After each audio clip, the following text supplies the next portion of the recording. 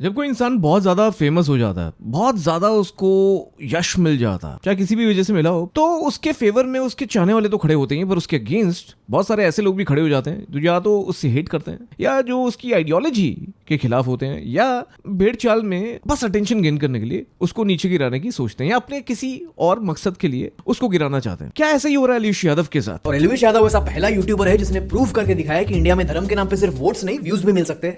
3, 2, 1, जय श्री राम। और अब भगवान का नाम ले लिया, अब करें भाई अपना भगवान का नाम ले लिया, अब करें भाई अपना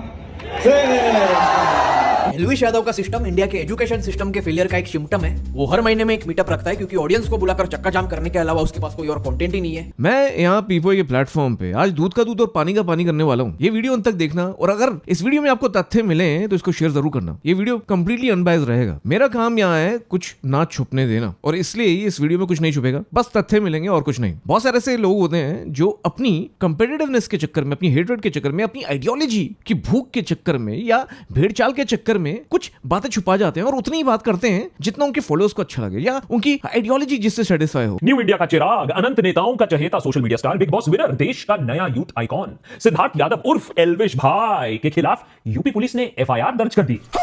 और अगर ये आरोप कहीं गलती से सच निकल जाते हैं तो 7 साल तक की सजा हो सकती है एलविश भाई को under the wild life protection act.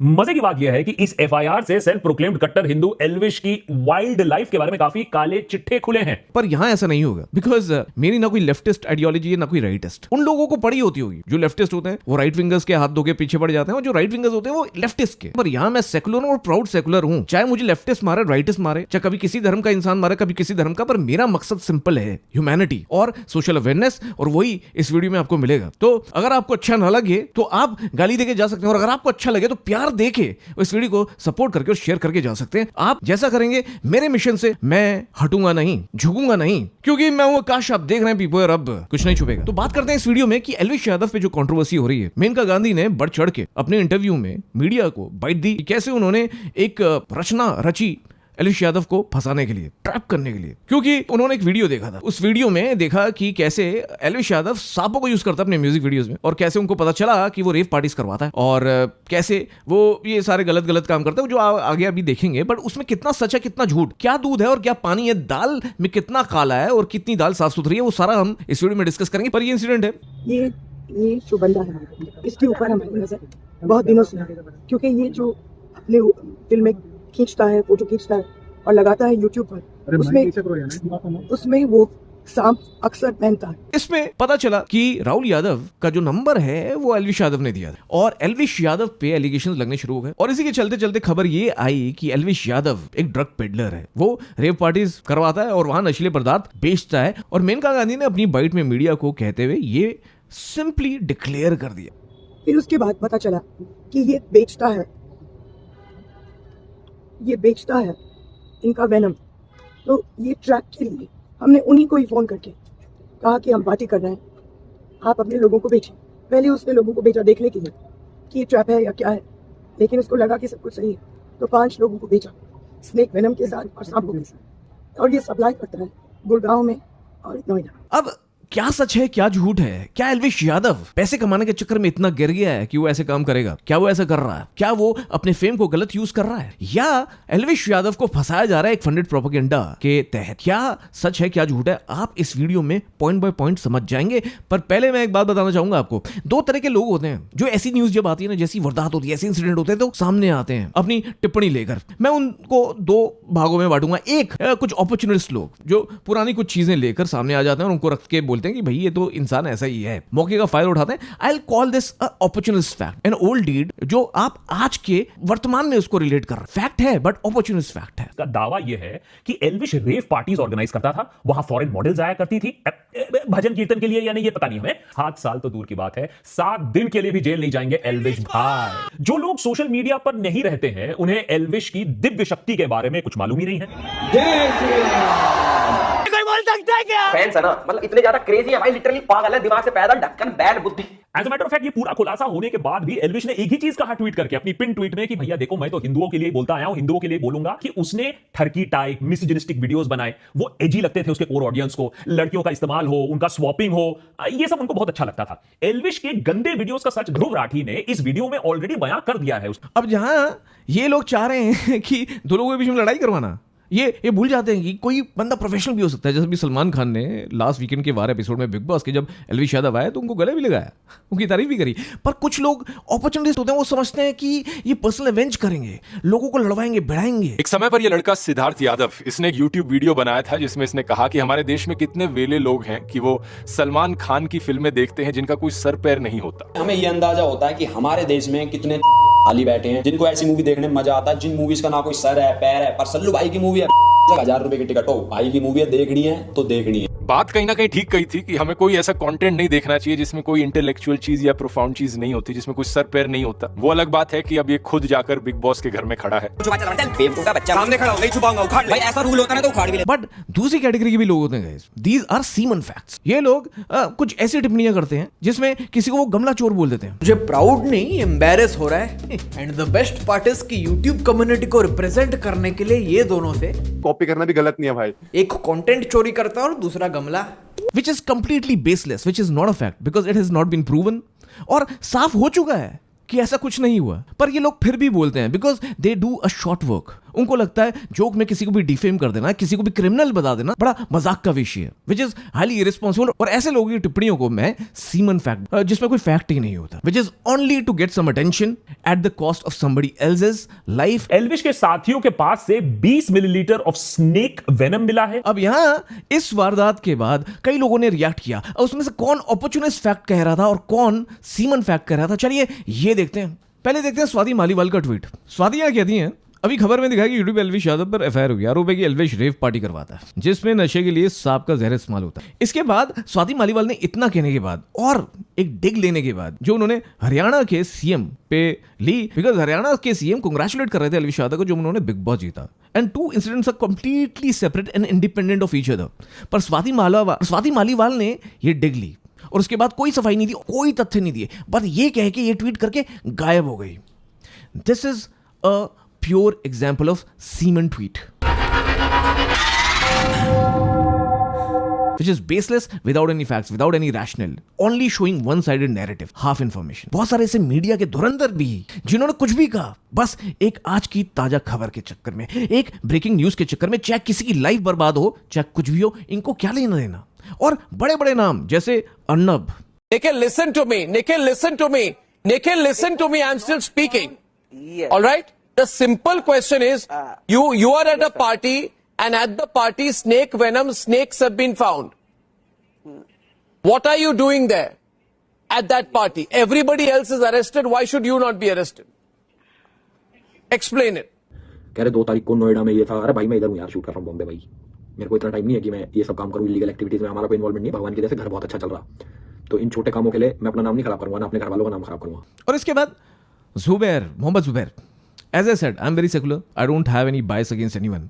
और मुझे इनफैक्ट मोहम्मद जुबैर का ये ट्वीट बहुत बैलेंस लगा। उसने शेयर करी इन्फॉर्मेशन, बट स्वाति मालीवाल की तरह नहीं, उसने और तथ्य भी दिए। इनफैक्ट उसने एल्विश यादव की क्लैरिफिकेशन भी दी, which is good enough. Dhruv Rathee ने इसको रीपोस्ट किया। I have great respect for that guy as well for this one, because he didn't do a seaman tweet और opportunist tweet here, he just reposted the information. And Zubair के tweet में बहुत सारी और चीजें हैं, बस एक वन साइड नैरेटिव नहीं है, which I really feel good about. Again this guy Nirav Modi, he is a leftist, pure leftist, but इसने भी बड़ा बैलेंस ट्वीट किया, again passed. But while these influencers are still doing their job and not being semen, but there are कुछ media के धुरंधर्स who are doing their jobs in the most dirty way possible। बस एक ताजा खबर के लिए, एक ब्रेकिंग न्यूज के लिए कुछ भी बोल रहे हैं, अपनी टीआरपी के चलते कुछ भी बोल रहे हैं, इतने बड़े बड़े धुरंधर लोग, सुधीर जैसे। चलिए देखते हैं उन्होंने क्या नैरेटिव सेट किया। अभी उत्तर प्रदेश की नोएडा पुलिस 3 राज्यों में एल्विश यादव की तलाश कर रही है, क्योंकि एल्विश यादव फरार है और उनके खिलाफ नोएडा में एफआईआर दर्ज हो चुकी है। एफआईआर की कॉपी इस समय मेरे पास है। मतलब पूरा नैरेटिव ही सेट कर दिया, डिक्लेयर ही कर दिया। और यहां ये जी न्यूज की खबर देखिए, इन्होंने तो ये भी बता दिया कि एल्विश यादव की कब गिरफ्तारी होगी, कब नोएडा पुलिस उनको लेके जाएगी। कि जो नोएडा पुलिस की जो टीम है वो राजस्थान के लिए रवाना हुई है, जो कि कोटा ग्रामीण जाएगी और एल्विश को यहाँ से फिर हिरासत में लेके अपने साथ नोएडा जो टीम है जाएगी और वहाँ पे इस केस के रिगार्डिंग आगे जो पूछताछ है वो एल्विश से की जाएगी। अच्छा, एल्विश से नंबर मिला, ठीक है, मिल जाएगा। FIR में बातें सामने आई हैं। पर जब उसके बाद एक्चुअल ऑफिशियल से बात हुई तो उन्होंने क्या कहा, चलिए अब वो देखते हैं। इन राज्यों में अपनी टीमें भेजी हैं, क्या एल्विश यादव फरार चल रहा है या फिर उनके संपर्क में आएगा एल्विश यादव? नहीं, अभी 3 राज्यों में हमने कोई ऐसी बात नहीं बताई। 3 राज्यों में टीम आएंगे। FIR में नाम है एल्विश यादव का। देखिए, नाम हो जाने से कोई मुलजिम नहीं होता है जब तक कि तथ्यों को वेरीफाई न कर लिया जाए। सर, FIR दर्ज 49 में क्या पूछ रहा हूँ? देखिए, गौरव गुप्ता नाम के एक व्यक्ति ने थाना 49 में एक FIR दर्ज कराई है, जिसमें उसने ये कहा है कि हमने एल्विश यादव से संपर्क किया था एक रेव पार्टी के लिए और सांपों की व्यवस्था करने के लिए। उस पर उसने राहुल यादव नाम के व्यक्ति का फोन नंबर हमें दिया था। उसके आधार पर हमने निम्नलिखित लोगों को जो बुलाया था, जिसमें सपेरे हैं और ये राहुल यादव है, और उस पर फॉरेस्ट की टीम और पुलिस की टीम गई थी तो उनको पकड़ा था। इसमें 5 लोग गिरफ्तार हैं। इनसे 9 सांप बरामद हैं और लगभग 20 ml सांपों का जो जहर है वो बरामद हुआ है। इस पर FIR पंजीकृत कर कार्रवाई की जा रही है। तो आप देख रहे हैं, ये है तथ्य। बट गाइज, इसमें सबसे ज्यादा रिस्पॉन्सिबल बाइट थी श्रीमती मेनका गांधी की। मेनका गांधी की इस बाइट पे आता हूं मैं, पर उससे पहले मैं बता दूं कि मेनका गांधी बहुत एक्सट्रीम जवाबदेही करती हैं, कई बार बहुत एक्सट्रीम रुख अपनाती हैं, बहुत अच्छा काम करती आ रही हैं पेट्स के लिए, एनिमल्स के लिए, एनिमल वेलफेयर के लिए। She is the go-to person. I have also marked her, tagged her many a times for my social messages for protection of pets. But दोनों साइड तो कॉइन होते हैं ना। एक साइड में जब पेट्स के साथ गलत हो रहा है, पर कई बार जो पेट लवर्स होते हैं, जो पेट ओनर्स होते हैं, वो भी बहुत गलत एक्ट करते हैं। मैं उनके खिलाफ भी आवाज उठाता हूं, पर ये कुछ ऐसे लोग हैं जो एक ही आइडियोलॉजी और एक ही तरह की भाषा बोलते हैं, उसमें एक्सट्रीम में चले जाते हैं, जो गलत है। आप देखिए उसका नमूना। Hello, good morning madam. Mr. Ramalingam, Yeah, I have good. received a lot of complaints about your behavior. Madam, That I actually- don't want gundas. I don't want a gunda in this area. Yeah, true madam, true. You will not harass. I will put a women molestation case against you. You are harassing Mansi Shah. Do you understand, Ramalingam? No, I didn't get actually the real facts. Maybe please go through the real facts, madam. First, actually. I have seen the real facts. You have been taking out with a bat and hitting dogs. Madam, sorry. I have hit the bat for my self-protection. I just pushed it, and nothing happened to the You dog. did not. You took out a bat and you hit a Sorry, dog madam. for no Sorry, reason. madam. The dog has bit my daughter also. It has chased my. The dog did not bite your daughter. You're a liar. Sorry, madam. Do you Sorry, understand? madam. You just watch it. You have been making people and threatening Actually, them. Mr. Nitin and Mansi are leaving the dogs on us to bite. Nobody is leaving any dog on you to bite. Do you understand, you scoundrel, you rascal? You're doing it in a one-way traffic. Please look into both ways. There is no. और ये बिल्कुल गलत है, क्योंकि हर सिक्के के दो पहलू होते हैं। हर इंसिडेंट एक जैसा नहीं होता, हर इंसिडेंट यूनिक होता है, इंडिपेंडेंट होता है of each other. Animals create problem, create ruckus, and sometimes people also do that. कितने बच्चे इंजर्ड होते हैं, कितने बच्चे वुंडेड होते हैं इन जंगली जानवरों की वजह से, बिकॉज प्रशासन कड़े कदम नहीं लेता कि कैसे ऑर्गेनाइज करना है। ये इंडिया में बहुत होता है, ये बाहर आपको नहीं मिलेगा, क्योंकि यहाँ कहीं ना कहीं इंफ्रास्ट्रक्चर की प्रॉब्लम है। अब यहाँ मेनका गांधी ने पूरा एक्सट्रीम लेवल पे जाके इल्जाम लगा दिया। ये जो बंदा है, इसके ऊपर हमारी नज़र बहुत दिनों से है, क्योंकि ये जो अपने फिल्में खींचता है, फोटो खींचता है और लगाता है यूट्यूब पर, उसमें वो सांप अक्सर पहनता है। तो फिर ये सारे के सारे सांप इंडेंजर्ड स्पीशीज हैं, पाइथन्स हैं, कोबरास हैं, और इनको लेने के लिए, इस्तेमाल करने के लिए 7 साल की सजा है। फिर उसके बाद पता चला कि ये बेचता है इनका वेनम। तो ये ट्रैप के लिए हमने उन्हीं को ही फ़ोन करके कहा कि हम पार्टी कर रहे हैं, आप अपने लोगों को भेजिए। पहले उसने लोगों को भेजा देखने के लिए कि ये ट्रैप है या क्या है, लेकिन उसको लगा कि सब कुछ सही है, तो 5 लोगों को भेजा स्नेक वेनम के साथ और सांपों के साथ, और ये सप्लाई करता है गुड़गांव में और नोएडा। किसी का ये बोलना कि उनको नंबर किसी का मिला है एक यूट्यूबर से, इसलिए, और इस पे ये इल्जाम लगा देना कि वो ड्रग्स में डील करता है, वो बेचता है, क्योंकि 6 महीने पहले एक वीडियो आया था जिसमें वो सांपों को यूज कर रहा था। उसने क्या परमिशन ली, क्या नहीं करी, वो कैसे हुआ, वो गलती थी क्या नहीं थी, कोई इन्वेस्टिगेशन है उस पर, कोई रिसर्च है। Narcotic drugs and psychotropic substances act 1985 के हिसाब से अगर यहाँ कुछ जेन्युइन होता तो अभी ये लागू हो जाती है एक्ट, पर ये लागू नहीं हुई है, बिकॉज ऐसा कोई एविडेंस अभी तक नहीं है, इन्वेस्टिगेशन पूरी नहीं हुई है। पर इन्वेस्टिगेशन के बिना ऐसे मीडिया ट्रायल्स और इस तरह की जवाबदेही क्या सही है या गलत है? मैं आपसे पूछना चाहता हूं, यहां कोई ड्रग्स नहीं मिली थी, यहां स्नेक का विनम मिला था, वो भी 20 ml।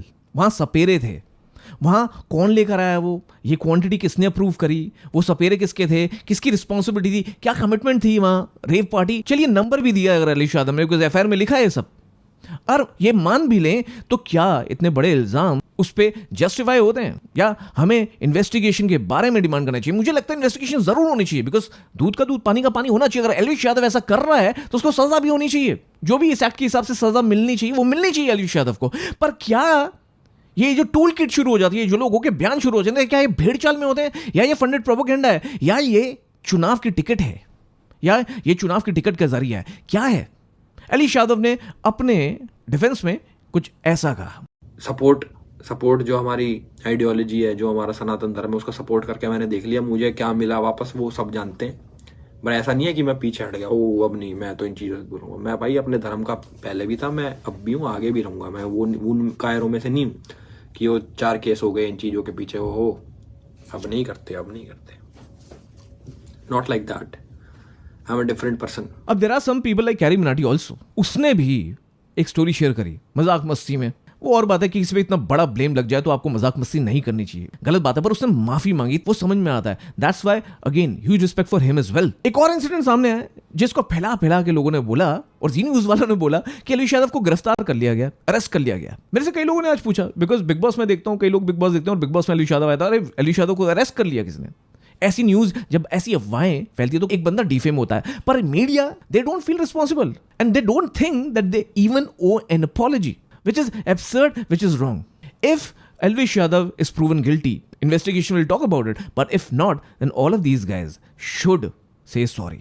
Don't you think so? क्योंकि इन भूखे और कमजोर लोगों ने कुछ कीबोर्ड वॉरियर्स और बॉट्स की मदद से सोशल मीडिया पे गलत नैरेटिव चलाने में कोई कसर नहीं छोड़ी है, और ये इंडिया को डिवाइड करने के लिए हो रहा है। हमारे देश की जो सोशल मीडिया के लोग हैं वो एक आइडियोलॉजी के चक्कर में, अपने फॉलोअर्स को खुश करने के चक्कर में इन टूल किट्स का पार्ट बन जाते हैं, बिना कुछ जाने पहचाने बूझे समझे। मत करिए, इन्वेस्टिगेशन होने दीजिए और तथ्यों की बात करिए। और तथ्य ये है कि ये जो राजस्थान में गिरफ्तारी की बात भी है, उस पर भी क्लैरिफिकेशन आई। उस पर भी कई लोगों ने बोल दिया कि भाई उसको गिरफ्तार कर लिया गया, गिरफ्तार नहीं किया गया, नाकाबंदी थी, और पुलिस ने कुछ ऐसा कहा। अभी विधानसभा चुनाव 2023 के चलते हुए रूटीन नाकाबंदी के दौरान चेकिंग की जा रही थी। दौरान चेकिंग एक पीबी नंबर गाड़ी आई थी, उसमें 3-4 जने सवार थे। इस संदर्भ में उनसे जब बातचीत की गई और उनकी चेकिंग की गई तो एक ने अपना नाम एलविश यादव करके बताया था। एलविश यादव को ये पता चला कि नोएडा में कोई प्रकरण दर्ज है। इस संदर्भ में हमने नोएडा में संबंधित थाने के डीसीपी साहब और एसीपी साहब से बातचीत करके, और अभी वो वांटेड नहीं होने से उनके द्वारा बताया गया कि प्रकरण अभी इन्वेस्टिगेशन में है और उनको आवश्यकता नहीं होने से हमने इनको रिलीज किया। जब पता चला कि एफआईआर हुई है पर ही इज नॉट वांटेड, उसके खिलाफ कोई वारंट नहीं है, तो उसको छोड़ दिया गया। It was pretty normal. But ये बोलना हर जगह, ये फैला देना कि एलविश यादव को गिरफ्तार कर लिया गया, इस केस के चलते चलते, ये बहुत ज्यादा इररिस्पॉन्सिबल है। मैं चाहता हूं आप लोग इस ट्वीट को देखिए और यहां वो सारे लोगों का चिट्ठा डालिए जिन लोगों ने ऐसे इररिस्पॉन्सिबल ट्वीट्स किए हैं या ऐसे इररिस्पॉन्सिबल भाषण दिए हैं। And it's not about just Elvish Yadav, किसी के बारे में भी ऐसा कुछ हो जिसके खिलाफ गलत एलिगेशंस हों, तब आपको सॉरी बोलना चाहिए। I also give my apology to Shri Dalai Lama when I thought I was wrong.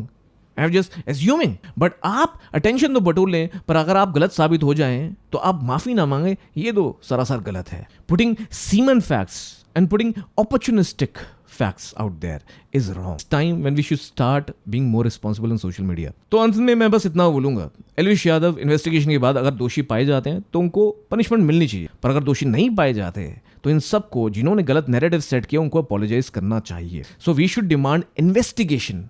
We should not declare and prove somebody guilty without knowing anything. And definitely, ये जैसे अभी गमला चोर बोला जाता है, which is a semen fact, ऐसे ही अभी इतना डिफेम कर दिया है बंदे को, अब इसको लोग ड्रग डीलर बोल के भी रोस्ट करेंगे और बोलेंगे अरे मेरा तो रोस्ट है, ये तो मेरा जोक है। ऐसे जोक्स बहुत भारी पड़ते हैं कई लोगों पे। People can go into depression. They can face mental agony for their life, including their families, and it's very responsible. And I believe अगर आप ऐसे किसी को डिफेम करते हो और आपको पता चलता है आपने गलत किया, तो एटलीस्ट सॉरी मांगना बहुत ज़रूरी है। With that, I end this video. I'll wait for the investigation. और जो भी इन्वेस्टिगेशन का रिजल्ट आएगा मैं इस वीडियो पे पार्ट 2 ज़रूर करूँगा। तब तक के लिए इस वीडियो को फैला दें, इस वीडियो पे कमेंट्स करें आपकी क्या प्रतिक्रिया, और इस ट्वीट को भी फैलाएं, इस हैशटैग को भी फैलाएं। मेरी इतनी गुजारिश है, मैं ऐसी वीडियोस करता रहूँगा क्योंकि ये है पीपो है। मैं हूँ आकाश और अब कुछ नहीं छुपेगा।